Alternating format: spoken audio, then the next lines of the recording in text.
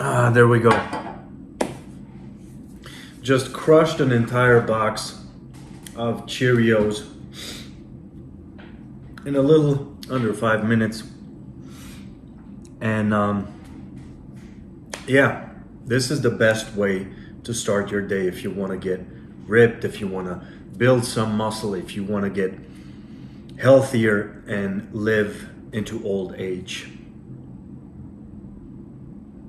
I'm kidding. This is probably the worst trash you can put inside your body. Cereal across the board, whether it's sugary kids cereal or supposedly healthy cereal, which can help lower cholesterol and has the first ingredient, whole grain oats, is still trash. It's garbage with very little nutritional value. Now, why did I just crush an entire box of this? And I feel like I cut open my mouth. The top of my mouth, the roof of my mouth is like very sensitive right now. Trash. I ate this to prove a point. I can eat like this. I can eat trash. I can eat pizza. I can eat burgers. And I do on a regular basis while still moving closer to my goals. Your micromanagement is not helping you. Your hyper anal approach to nutrition, to dieting, is not helping you. More restriction, more chronic self-deprivation, deprivation in general, will not get you there. You cannot deprive your body chronically. You cannot maintain high performance, physically or mentally, always cutting down on food, always restricting carbohydrates, restricting fats, restricting animal products, whatever diet camp you fall into. And every one of us falls into some diet camp. You need to understand that that goes against your instincts. Your body was not made to go through these long periods of restriction. Your body's very well adapted, however, to go through these short periods, these short famines. Short as in a couple days, a couple weeks of massive restriction. For me personally, I can tell you that my digestion was always a problem. At some point in my 20s, I wasn't able to eat anything anymore without some type of discomfort. Now, I didn't suffer from allergies or anything, but my system was just very sensitive. My digestive apparatus wasn't very robust. Why? I was eating constantly. I was also working my butt off in the gym, but I was constantly throwing food at my body, thinking that this was what it needed in order to grow stronger, grow bigger, perform better in the gym. No, my brother. You have to give your body a rest from food. And you can do that intermittently, as in a daily intermittent fasting program, or better yet, and this is what I recommend, you do it a couple days back to back. If you're very heavy, you do it weeks back to back. So you pick 2-3 days every week where you eat very little, just some protein and vegetables. You do the occasional prolonged fast where you go 40, 48, up to 72 hours with no food, just drinking some water, some electrolytes, perhaps some black coffee and tea, unsweetened. And there you go, you give your system a much needed rest. Whether you eat super clean or work in some good stuff every now and then, certainly no cereal. Cereal is junk. You will get the best results of your life if you follow this cycle. Going low, going high. The food, the individual foods become secondary once you follow this primordial rule. And this will grant you better results aesthetically, better results in terms of performance, better results in terms of the quality of your life. What you will also notice when you do this long term, and when you respect your body's signals, the messages your body is giving you, is that you can get away with a very liberal, high-calorie diet with very little restriction. You don't have to eat perfectly clean. You don't have to follow like a perfect macro split. If you follow this cyclical approach to dieting, you got to throw caution to the wind. I made the mistake in the past of thinking that I had to be very conservative in the approach to losing fat. And I would listen to experts who told me I could only cut 300, 400 calories off my macros in order to lose weight sustainably, as they say. The problem is, at some point, you still run into issues. Metabolic slowdown, muscle loss, low energy. You feel like trash regardless, even though you're playing by the rules and you're doing what experts are telling you to do. Best moments of my life was always when I cycled calories hard. When I went through extreme deprivation and extreme compensation. Nothing moderate about it. I'm talking about eating 1,200 calories for days on end to cut. And then having days where I ate 5, 6, 7,000 calories to compensate and to give my body what it wanted. You know what I found doing this? No, it wasn't an eating disorder. It was maximum performance inside and outside the gym. I felt like Superman. I felt unbreakable, unstoppable. And I gotta laugh when people tell me that fasting has given them an eating disorder, or extreme calorie restriction is giving them an eating disorder. Your weak mind is causing an eating disorder. These are nothing but tools that we're using. This isn't the focal point of our lives. This isn't now our identity. Oh, I gotta eat this much. I gotta eat that much. I gotta follow this workout split or that workout split. Otherwise, I'm not gonna get my results. No. These are just tools, instruments that we're using to get a certain outcome. Do you get that? Fasting is a tool. Undereating is a tool.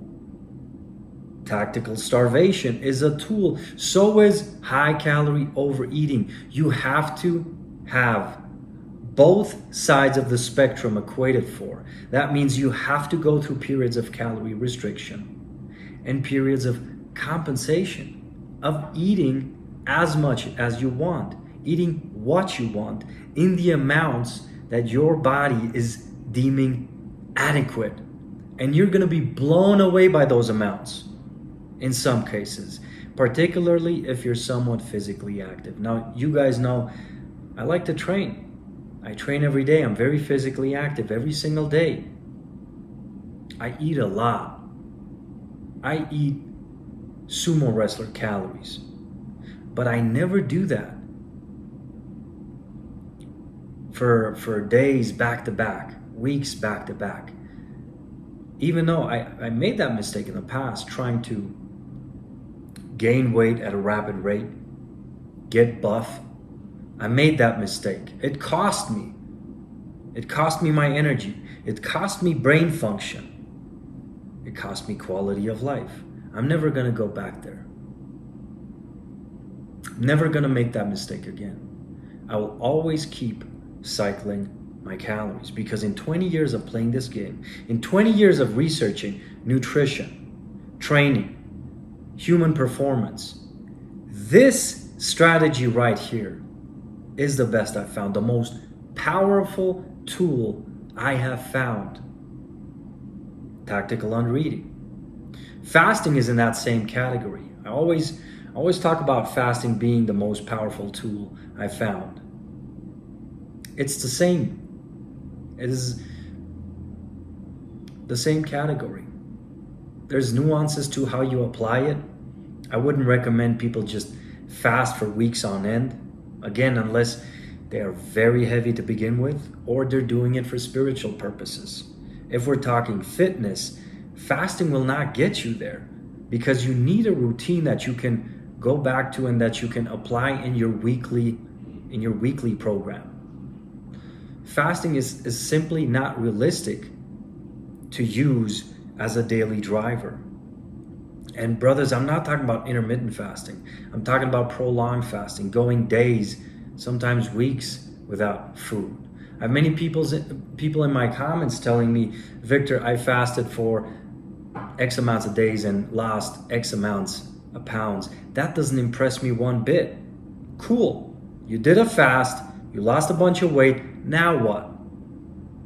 Because most of you doing these long fasts are gonna go right back to their old habits, gain all the weight back, and perhaps then some. So it's much more important for you to have a routine that you can fall back to on a weekly basis. Something that you can do without thinking twice about it. Inserting 2 to 3 very low calorie days every week is something you don't even have to think about. It's so easy. It comes natural. Specifically, if you manage to eat enough on your high calorie days, your body's gonna crave a timeout from all that digestive strain. So apply this tool. Start conservatively first if you want to, not in how low you go on low calorie days. Those days should be very low calories. Should be basically protein and vegetables. We're talking 800 to 1200 calories. That's how low I want you to go. Now, even though those 800 to 1200 calories is just a guideline, for somebody who's leaner, it can be more calories. Somebody who's fatter is gonna wanna err on the lower end. It's just a number. Use it as a guideline. What matters is that you give your body a break from digesting constantly. What matters is that you teach your body how to tap into its fat stores. This is how you do it. By prolonged fasting and by controlled under eating. Starve yourself. Do not be afraid of going too hard. Do not be afraid of metabolic damage. I'm gonna incur some metabolic damage. No, you're gonna get the best results of your life.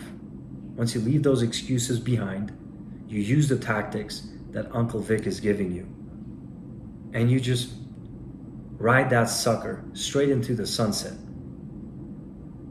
A couple days of rock bottom calories, then default back to your high calorie liberal diet. Everything goes diet. You don't think about, oh, metabolic damage. Oh, I'm gonna develop an eating disorder. No.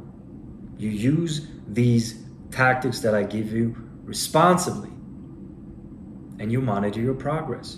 Take a look in the mirror. You're gonna notice, not just the mirror image, you're gonna notice your energy is gonna be much better, much higher, if you play that ratio right, a ratio of starvation and full compensation. This is how human beings are meant to eat. This is how you fuel maximum performance inside and outside the gym. I've never found anything to work this well. Never. So take it for what it's worth. You certainly don't have to crush entire boxes of cereal to make this work. But this is just to prove a point. You're still so concerned with following your perfect macro split, following this or that dieting camp. I don't give a damn about any of that. Still, my results trump most of yours. Why? Because I play by the rules. The rules that nature dictates. Physics, thermodynamics, and far beyond that. Play the game and play the win. I'll see you guys around. Boom!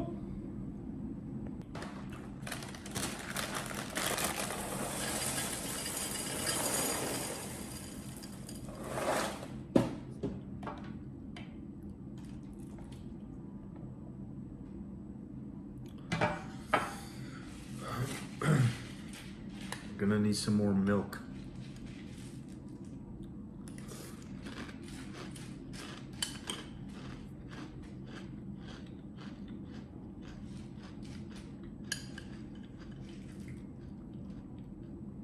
What's your favorite cereal?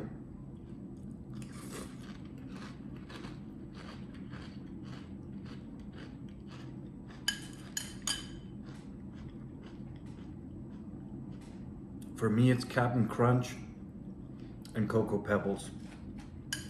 Childhood memories.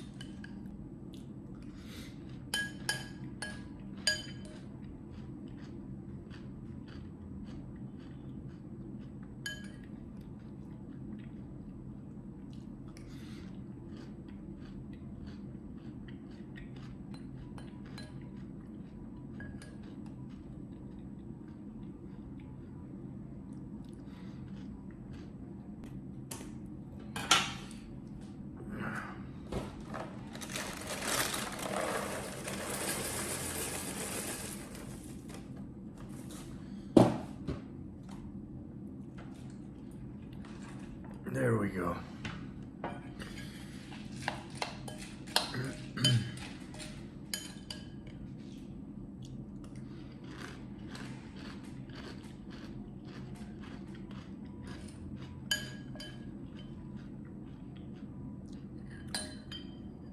Come on. The last ones.